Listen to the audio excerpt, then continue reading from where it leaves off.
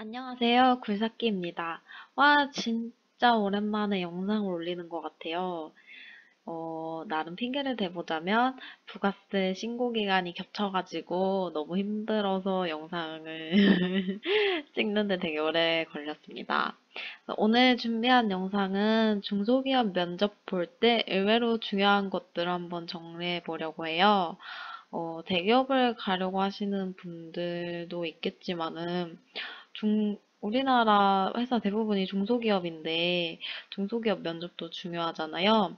그래서 제가 한번 제 경험도 있고 제 주변 사람들의 경험도 종합해서 한번 정리를 해보았습니다.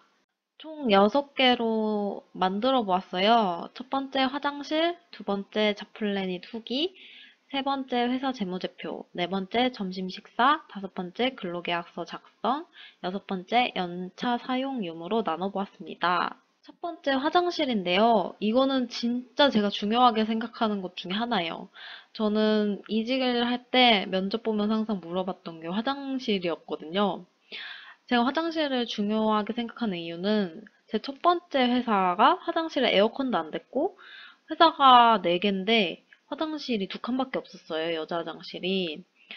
그래서 너무 힘들었거든요. 진짜로.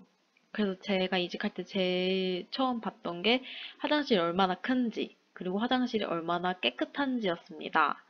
그래서 예를 들자면 제가 겪었던 예입니다. 상황을 같은 층 여자 남자 화장실 각자 세면대 2개에 화장실 칸 2개.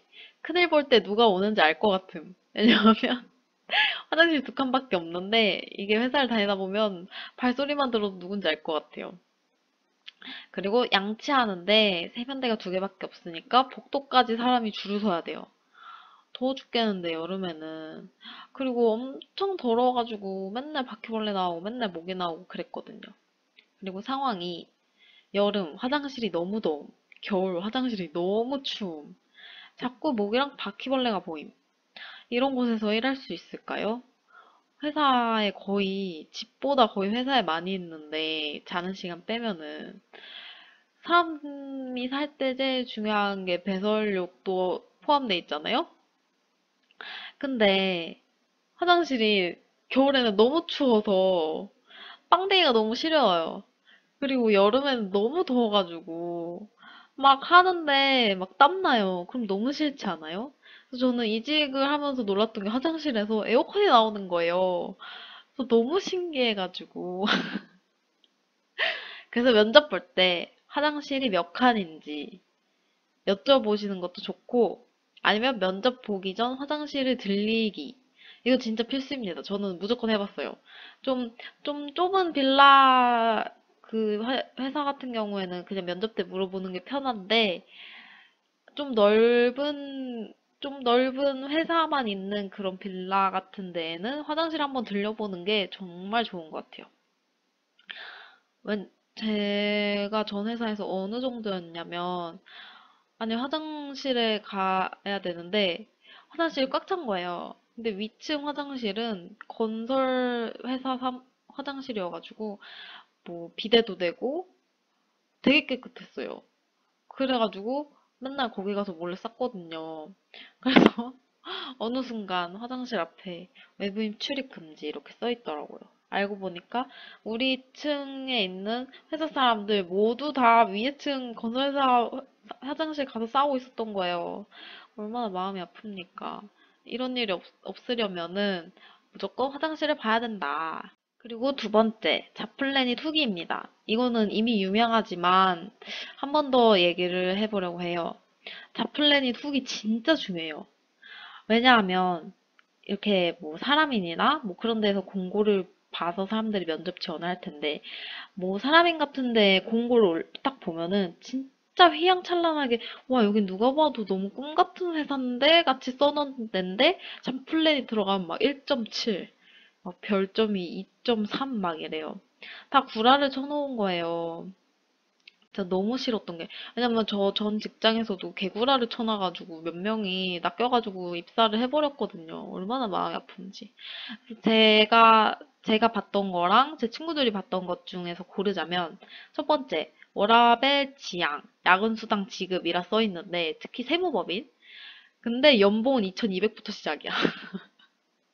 그리고 야근 안 시킬 거래. 그러면 나는 1년 동안 2,200 벌으면서 살라는 건가? 아니, 물론 저도 2,300, 2,200 받으면서 일을 했지만, 이게 뭔 말 같지도 않은, 그냥 돈 주기 싫다고 하는 거잖아요, 이거는.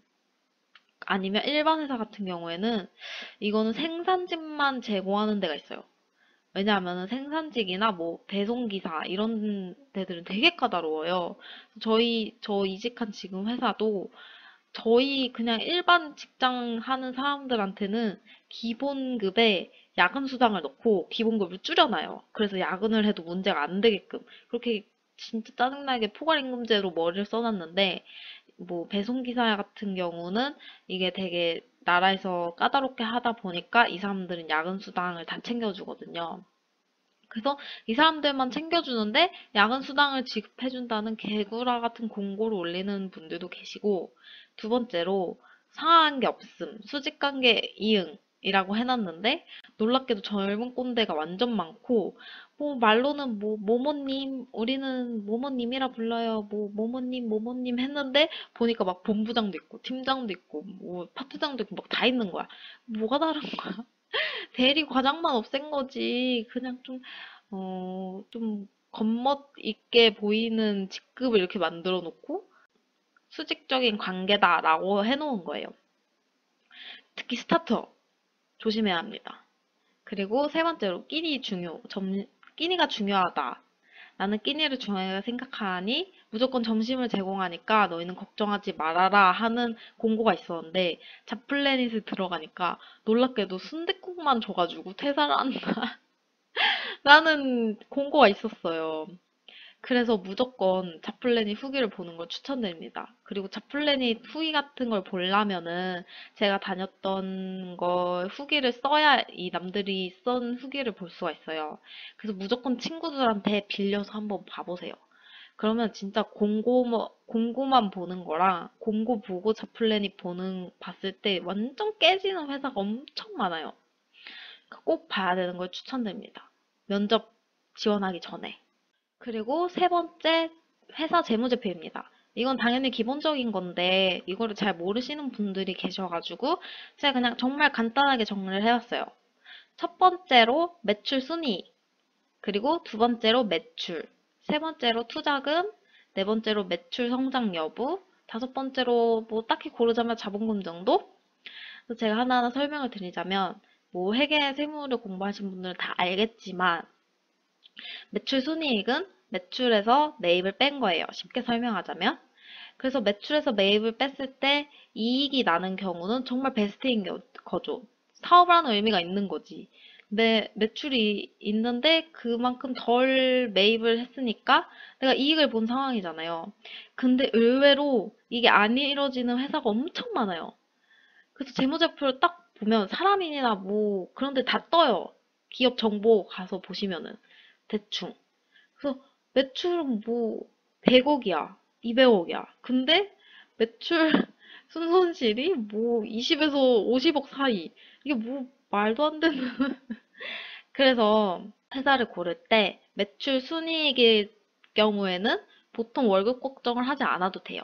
세무법인 같은 경우는 다 거의 다 매출 순이익이거든요. 매출이 뭐 큰 편은 아니에요. 뭐 큰데 엄청 큰 회계법인이나 세무법인 같은 경우에는 매출이 엄청 크겠지만 그냥 뭐 세무사무실이나 뭐 좀 뭐 한 10명? 10명 좀 넘는 그런데 세무법인 같은 경우는 한 2, 30억 정도 할 거예요. 근데 그거 다 따져보면은 보통 순이익이 나거든요. 그래서 보통 세무법인 같은 경우에는 월급 걱정을 안 해도 되지만 대신 월급이 적다는 거. 그냥 직원 월급 갈아가지고 순이익 낸다고 보시면 됩니다. 그리고 두 번째로 봐야 될 게 바로 매출이랑 매출 성장 여부를 같이 보시는 게 좋을 거예요. 매출은 클수록 좋습니다. 특히 스타트업 같은 경우는 매출을 키우는 게 제일 중요해요. 솔직히 스타트업 같은 데는 매출 순이익을 낸다기보단 투자금을 받기 위한 매출 성장이 제일 중요해요. 그래서 딱 봤어요. 뭐 2년, 3년 된 스타트업이야. 근데 매출이 뭐 3억이야. 3억에서 뭐 내년 가니까 뭐 4억이야. 이런 데는 절대 가지 마세요. 그런 데는 물론 뭐 당근마켓 이런 데뭐 우리가 막 바라는 당근마켓 뭐 대민 이런 데는 매출이 확 뛰어가지고 되게 이득을 본 거의 스타트업을 넘어선 회사가 되게 많지만 안 그런 스타트업이 수두룩 빽빽이에요. 매출 성장이 낮다? 매출도 낮은데 매출 성장도 낮다? 그러면은 갈 가치가 없는 회사예요. 왜냐하면은 비전이 없잖아요.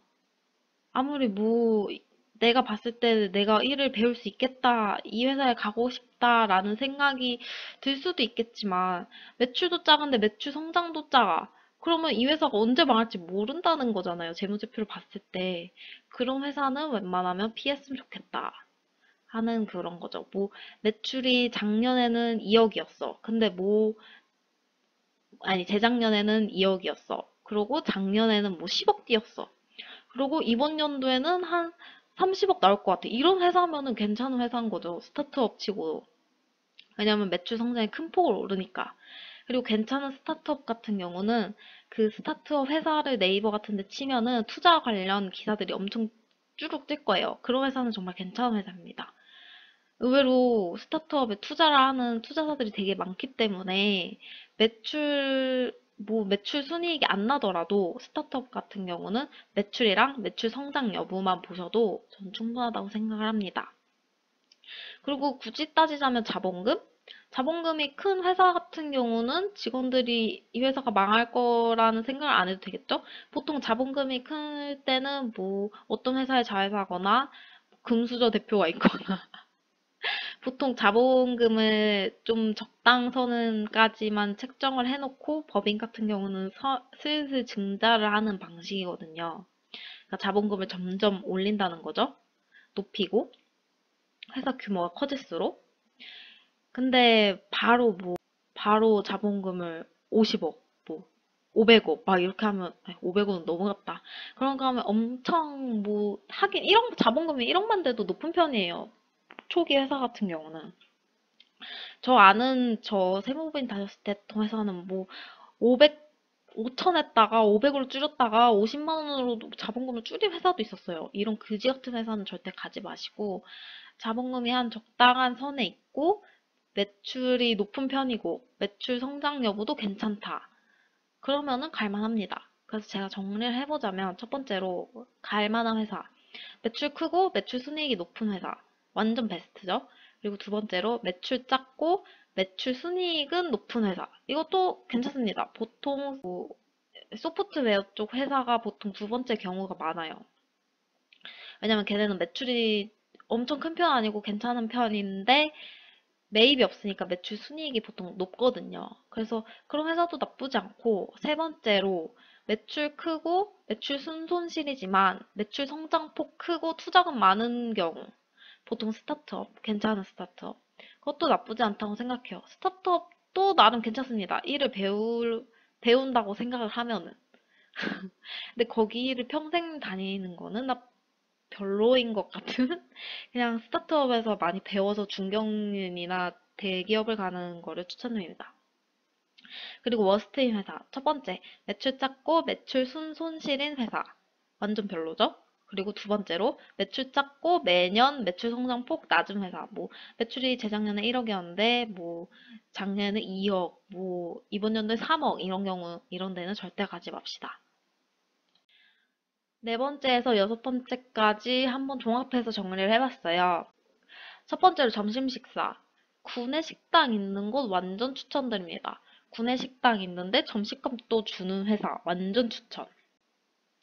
점심값만 아껴도 진짜 월 10에서 20, 최대로 따지자면 한 30 정도는 아낄 수 있어요. 제가 겪었던 게 제 첫 직장은 강남역이었거든요. 완전 번화가 11번 출구.